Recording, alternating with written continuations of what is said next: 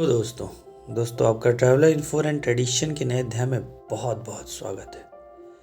दोस्तों आज हम विक्रम बेताल से जुड़ी कुछ कहानियों के बारे में जानेंगे, जिनमें एक प्रमुख है दगड़ू के स्वप्न। दोस्तों घनघोर अंधेरी रात में राजा विक्रम अपनी खुली तलवार लेकर बेताल को पकड़ने आगे बढ़ते हैं और अपने पराक्रम से बेताल को वश में करके अपने पीठ पर लाद कर ले जाने लगते हैं। दोस्तों सफर लंबा होने के कारण बेताल राजा विक्रम को कहानी सुनाता है और हमेशा की तरह शर्त रखता है, अगर कहानी सुनने के बाद तुमने उत्तर देने के लिए मुंह खोला तो मैं उड़ जाऊंगा। दोस्तों बेताल कहानी सुनाना शुरू करता है। चंदनपुर गांव में एक वृद्ध स्त्री रहती थी। उसका एक बेटा था जिसका नाम दगड़ू था। वह स्त्री नए पुराने कपड़े सिलाने का काम करती थी और अपने बेटे का पेट पालती थी। दगड़ू एक कमजोर और आलसी लड़का था और दिन रात अपने सपने का और अपनी सोच का और अपने परवरिश के लिए वह मेहनत किया करता था। दोस्तों दगड़ू के साथ एक बड़ी परेशानी थी कि उसे अक्सर बुरे सपने ही आते थे और जब भी कोई बुरा सपना आता था वह सपना हकीकत बन जाता था। एक दिन दगड़ू को सपना आता है कि कुछ लोग नवविवाहित दंपत्ति और बारात को लूट रहे हैं और उनसे मारपीट भी कर रहे हैं। दगड़ू ने जिस सपने में देखा होता है वही दुल्हन बनने वाली लड़की अपनी शादी का लहंगा सिल लाने के बाद वापस लेने दगड़ू की मां के पास आती है। दोस्तों दगड़ू फौरन उसे सपने वाली बात कह देता है। दोस्तों वह लड़की अपने माँ और ससुराल वालों को यह बात बताती है, पर सब लोग इसे स्वप्न वाली बात को समझ कर अनसुना कर देते हैं। दोस्तों शादी के बाद जब वर वधू बारात के साथ जा रहे होते हैं तब सपने वाली वाकया सच में घटित हो जाती है और इस पूरी घटना में दगड़ू पर आरोप लगता है कि वही लुटेरा से मिला होगा और वरना उसे कैसे पता चल गया कि ऐसा भी हो सकता है। और शक की बिना पर सारे लोग मिलकर दगड़ू की खूब पिटाई कर देते हैं। दोस्तों इस घटना के बाद एक रात दगड़ू को सपना आता है कि मोहल्ले में रह रही चौधरानी का नया मकान गृह प्रवेश के एक दिन में जलकर खाक हो जाता है।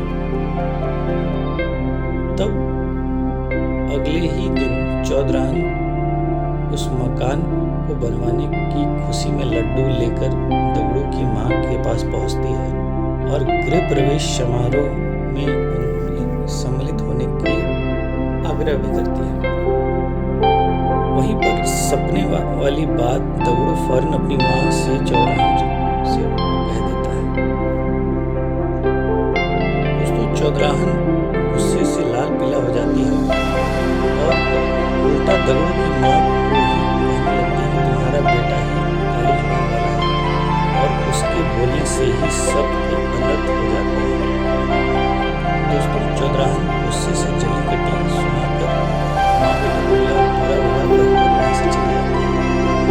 दोस्तों गृह प्रवेश समारोह के दौरान कोई घटना न हो इसके लिए पक्के ध्यान दिए जाते हैं और फिर भी किसी न किसी तरह से आग की चिंगारी चौराहे के भव्य मकान के पर्दों में लग जाती है और देखते ही देखते रौद्र रूप धारण करके पूरा का पूरा मकान ही जलकर खाक हो जाता है। चूंकि दगड़ू इस बारे में पहले ही बोल चुका होता है इसलिए सब उसे काली जुबान का बोल उस पर टूट पड़ते हैं और उसे मारकर गांव से बाहर निकाल देते हैं। दोस्तों, दगड़ू समझ नहीं पाता है कि लोगों को सच सुनकर उसी पर क्रोध क्यों आता है। खैर, दगड़ू एक दूसरे राज्य चला जाता है जहां उसे रात की पहर में महल की चौकीदारी करने का काम मिल जाता है, जिससे वो लालन पालन अपना कर सके। दोस्तों, वहां के राजा को अगले ही दिन सोनपुर किसी काम से जाना होता है, इसलिए वह रानी को कहते हैं कि उसे सब जल्दी उठा देना सवेरे। दोस्तों, दगड़ू रात में महल के दरवाजे पर चौकीदारी कर रहा होता है। तभी अंधेरा होने पर उसे नींद आ जाती है और फिर उसे सपना आता है कि सोनपुर में भूकंप आया है और वहां मौजूद सभी व्यक्ति मर गए हैं। दगड़ू चौंक कर जाग जाता है और अपनी चौकीदारी करने लगता है। दोस्तों, दगड़ू सुबह राजा के सोनपुर जाने की बात सुनता है। तभी उनका एक रथ रुकवा कर अपने स्वप्न वाली बात राजा को बता देता है। दोस्तों, राजा सोनपुर जाने का कार्यक्रम रद्द कर देते हैं और अगले ही दिन समाचार आता है कि सोनपुर में अचानक भूकंप आया है और वहां एक भी व्यक्ति जीवित नहीं बचा और राजा वहीं जाने वाले थे। राजा तुरंत दगड़ू को दरबार में बुलाकर सोने का हार भेंट करते हैं और उसे नौकरी से निकाल बाहर करते हैं कि तुम्हारी जवान शायद काली है। दोस्तों, इतनी कहानी सुना कर बैताल रुक जाता है और राजा विक्रम को प्रश्न करता है कि बताओ राजा, दगड़ू को पुरस्कार क्यों दिया, और पुरस्कार दिया तो काम से क्यों निकाल दिया। राजा विक्रम उत्तर देते हैं कि दगड़ू ने अमंगल स्वप्न देखकर उसका वृतांत बताकर राजा की जान बचाई, इसलिए उसने दगड़ू को पुरस्कार में स्वर्ण आहार दिया और कई भूषण आभूषण उनको सौंपे, और दगड़ू काम के वक्त सो गया, इसलिए राजा ने उसे काम से निकाल दिया। बैताल अपनी शर्त के मुताबिक राजा विक्रम के उत्तर देने के कारण हाथ छुड़ाकर वापस पेड़ की ओर उड़ जाता है। दोस्तों, एक और कहानी जो मैं इनमें आपको सुनाना चाहूँगा वो है राजा चंद्रसेन और नवयुवक सत्वशील की कहानी। दोस्तों, समुद्र किनारे बसे नगर ताम्रलिपि के राजा चंद्रसेन के पास सत्वशील नाम का युवक नौकरी मांगने आता है, पर चंद्रसेन के सिपाही सत्वशील को अपने पास जाने नहीं देते हैं। सत्वशील हमेशा इसी ताक में रहता है कि किसी तरह राजा से मिल जाए। दोस्तों, एक दिन राजा की सवारी जा रही होती है। गर्मी अधिक होने के कारण राजा चंद्रसेन को बहुत तेज प्यास लग जाती है। बहुत खोजने पर भी उन्हें पानी नहीं मिलता। ऐसा लगता है कि जैसे मानो प्यास से जान ही निकल रही हो। दोस्तों, तभी उन्हें मार्ग में खड़ा एक युवक दिखाई देता है। वह कोई और नहीं, स्वप्नशील ही रहता है, जो जानबूझकर पहले से राजा के मार्ग पर मौजूद रहता है। उसे देख राजा उससे पानी मांगते हैं। स्वप्नशील फौरन राजा को प्यास बुझा देता है और साथ ही खाने के लिए ही उन्हें फल भी देता है। चंद्रसेन सत्वशील से प्रसन्न होकर उनसे पूछते हैं उनके लिए वह क्या कर सकता है। सत्वशील मौका देखकर अपने लिए नौकरी मांग लेता है। राजा चंद्रसेन उसे काम दे देते हैं और कहते हैं कि उसका उपकार याद रखेंगे। धीरे धीरे दोस्तों, सत्वशील राजा का करीबी बन जाता है और एक दिन राजा उससे कहते हैं कि हमारे नगर में काफ़ी बेरोजगारी है और पास में एक टापू काफ़ी हरा भरा है। अगर उस टापू पर जाकर खोज की जाए तो हो सकता है हमारे नगर के लोगों के लिए वहाँ से कोई अवसर निकल आए। दोस्तों, सत्वशील तुरंत खोजबीन करने का बीड़ा उठा लेता है और राजा चंद्रसेन से एक नाव और कुछ सहयोगी प्राप्त करके समंदर में टापू की ओर निकल पड़ता है। दोस्तों, टापू के पास पहुंचते ही सत्वशील को एक झंडा पानी में तैरता हुआ नजर आता है। उसे देख सत्वशील तुरंत हिम्मत करके पड़ताल करने के लिए पानी में कूद पड़ता है।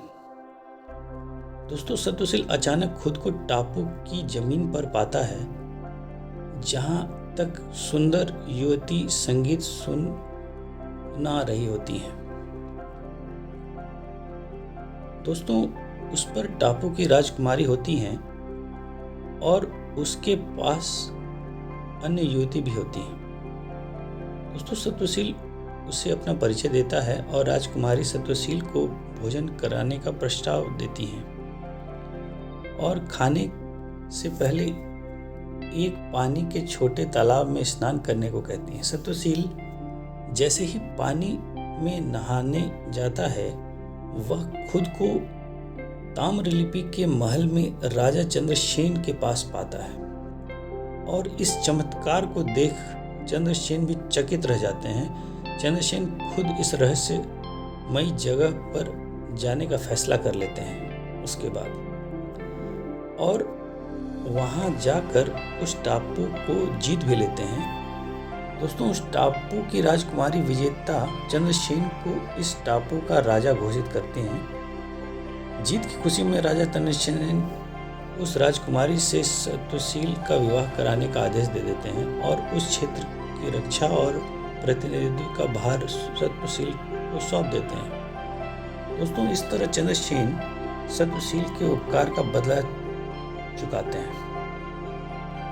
इतनी कहानी बताकर बैताल चुप हो जाता है और राजा विक्रम से प्रश्न करता है कि दोनों में से अधिक बहादुर कौन था, सत्वशील या टापू जाने वाला राजा चंद्रसेन? विक्रम तुरंत उत्तर देते हैं कि सत्वशील अधिक बहादुर था, क्योंकि जब टापू के पास उसने पानी में झंडा देखकर छलांग लगाई, तब वह वहां की स्थिति से अनजान था, अनभिज्ञ था। वहां मौत का खतरा भी हो सकता था, पर राजा चंद्रसेन तो पूरी बात जानता था और वह सेना की मदद से जीत हासिल कर पाया, इसलिए सत्वशील अधिक बहादुर था।